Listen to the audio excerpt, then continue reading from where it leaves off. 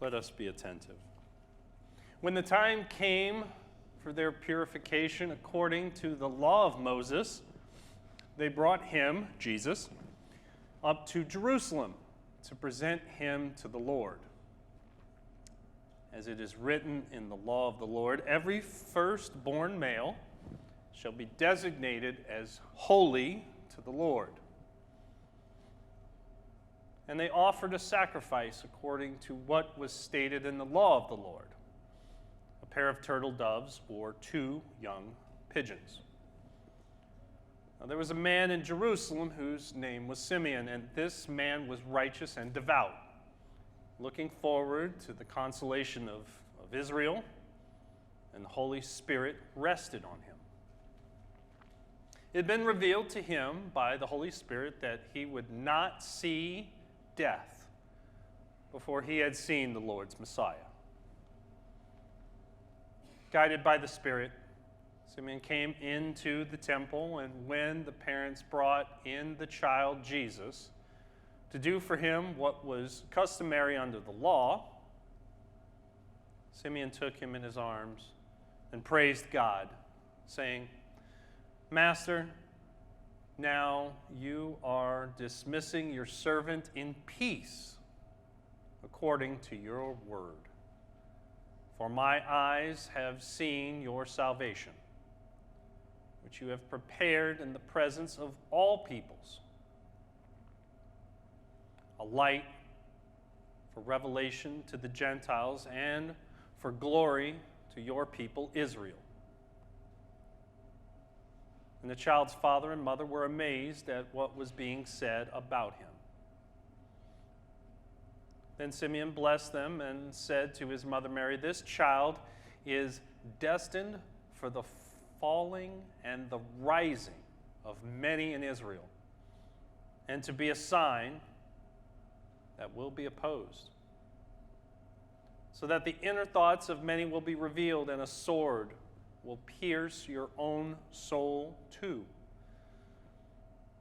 There was also a prophet, Anna, the daughter of Phanuel, of the tribe of Asher. She was of great age, having lived with her husband 7 years after her marriage.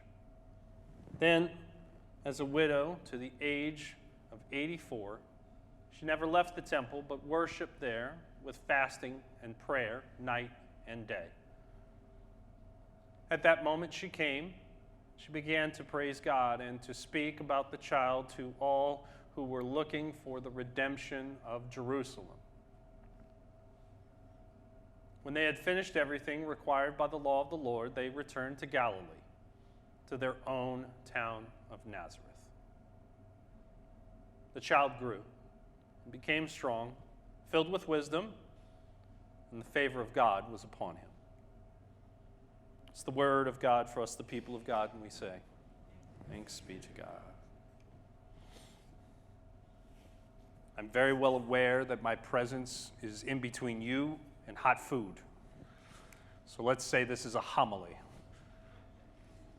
not a sermon. For those of you that were at the candlelight service, get that little pun. It is tradition, the many things that we do. Some would call it idiosyncrasies. But we do things because we've always done them. We do things because we honor the people that taught those traditions to us. Some of us buck tradition because we always did it that way, and we can do it differently and better. But you can't do something better unless you start from someplace, so that tradition still informs you. You cannot get away with it. You cannot get away from it. It has formed you in a certain way, no matter how much you may run away from it. It is funny, I talk to people who are, "I will never go to church ever again. I'm not a Christian. I'm not whatever." Hark the herald. How do you know that song? Well, I heard it when I was a kid, but I don't do that anymore. I'm like, you're not getting away with it. You're not running away from it. Where do you think all those Christmas songs, carols come from? Christ Mass. We can try to run from what formed us, but we can't. It helps make who we are. Sometimes for better and sometimes for worse. We wish we hadn't had a few of experiences in our lives that we would tend not to recall, but it has made us who we are. It has formed us. It has informed us as well. There's a part that happens with our Jewish friends. If I can bring you back to the Exodus and the wonderful Babylonian captivity, if you can rewind your brains to the summer, the Jewish people have been through a little bit. They were captive in Babylon for a little while. They got free. They were successful. And then we had our lovely Pharaoh person decided that he needed some infrastructure repaired and upgraded. And so they sat, just as we in Advent sat. O come, God be with us. Please, God, we're waiting. Please come be with us. And when God redeemed the people from Pharaoh, from Egypt, there was a lot of tradition creating. Primarily to do the one thing that God asked all of us to participate in, which is to remember. Remember. Remember when you guys were making bricks with no straw? I want you to remember that. How are we going to remember that? Well, let's make a meal. We're going to tell a story while we're having this meal. And we're going to remember the Passover. We're going to create a day where we talk about the Passover all day. We're going to have a game, hide the matzah, to remember how we had to duck and run in the desert, run away from Pharaoh to find the promised land. We're going to remember the bitter herbs, the bitter taste of what we had to go through.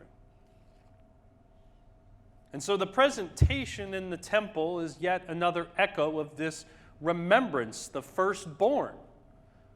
Well, I'm the secondborn. Does that mean I don't mean anything? No. No, it doesn't. It's a tradition to remember. Remember the final plague.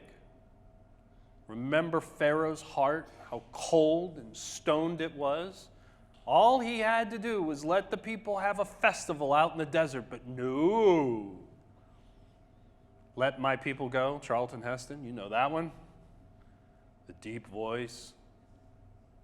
And Pharaoh. No. Even after the afflictions to Pharaoh's own people, no. Staying faithful to God, the reminder of the firstborn, the symbols of water and oil, of sacrifice, all of these things were a part of the presentation of the child at the temple, the telling of the story. We talked about the newborn baby being a symbol of hope, of things for the future. That is also part of the ceremony. It's a powerful reminder that Jesus is not doing something brand new. He's participating in something that is an ongoing conversation, an ongoing reminder that God has not finished moving, God is still moving. Which is why it's beautiful having Simeon and Anna there at the temple. Okay, there we go. So we have the echoes of the Exodus, the faithfulness, the trust. But there's also a deep acknowledgement of our present circumstances. The acknowledgement that even in the midst of this presentation, they're under occupation from the Romans. There are echoes of Pharaoh's own rule in their backyard. They are having this presentation in the same way the people in Egypt had their ceremonies and traditions, in the hope that God would move. How long did Simeon wait? How many days did Anna come to the temple in prayer and fasting, hoping to one day see, knowing that God would move?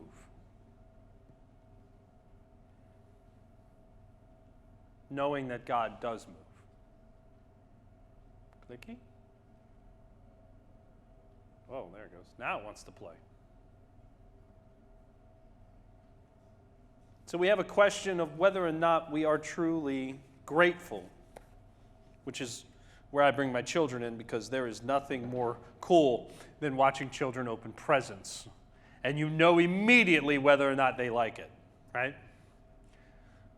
I remember opening up a present on Christmas. There is one thing a child loves more than anything else, and it is socks and clothing. To see their faces when they rip open a package and realize it's a shirt, you know. We all know.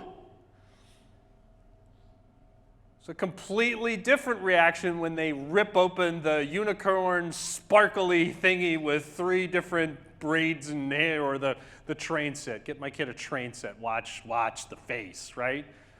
It's instant. You can't help it. There's a gratitude that is instantaneous and, more importantly, authentic. There is the temptation to tell them to be thankful for their socks. There's also trying to hit your head up against a wall that you're going to have to repair later anyway. So you just kind of move it to the side and quietly teach them that, yes, socks are important as well. And yes, I still feel bad to this day that the 7-year-old me pulled out a shirt and went. To the person that was right there who gave me the gift, and me, because I'm 7 and I think I'm being cute, leaning over to my mother going, I really don't like it, with a smile on my face. That's okay. Put it up. You're going to wear it anyway. Okay. Thank you. I don't remember if that thank you was authentic or if my mother slapped me or whatever, but it came out. But it's true. There's something about being grateful, and the traditions are only as good as the authenticity to which they're carried out. We can do things because they're ritualistic. Do you stop at that stop sign up there because you don't want to get a ticket? Because there's a nice little sign there? Sometimes you do. I do too, because I'd love to blow through that stop sign or make a California roll. But I also intentionally make sure when I drive through a school zone or areas where I know that there are kids, I don't care what the speed limit is. If it says I can go 20, perhaps the best speed limit is 5. Because I authentically care about the individuals that would be harmed.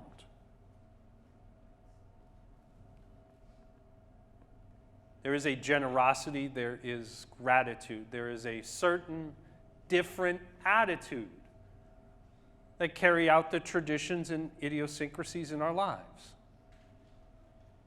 I hate cleaning windows. I like my windows clean. Will I be putting a headset on while I clean my windows this week? Yes, I will. Will I do it gratefully? No. Will I do it because it has to be done? Yes. Am I aware of that? Yes.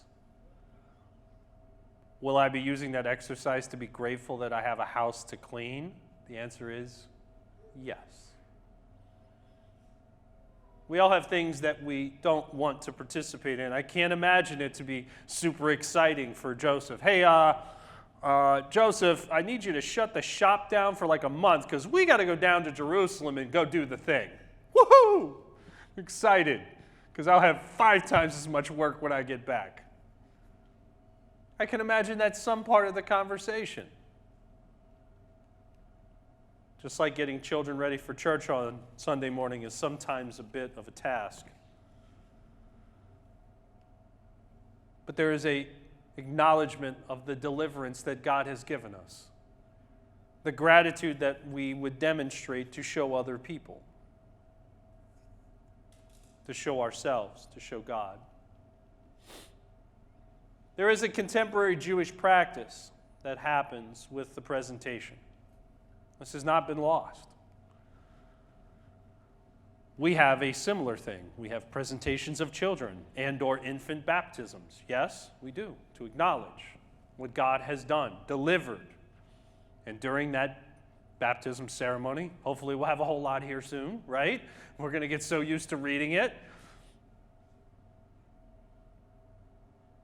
We are reminded of the baptism of Jesus. We are reminded of what Jesus has done for us. It's a beautiful testimony that continues to be carried, that continues to tell the story.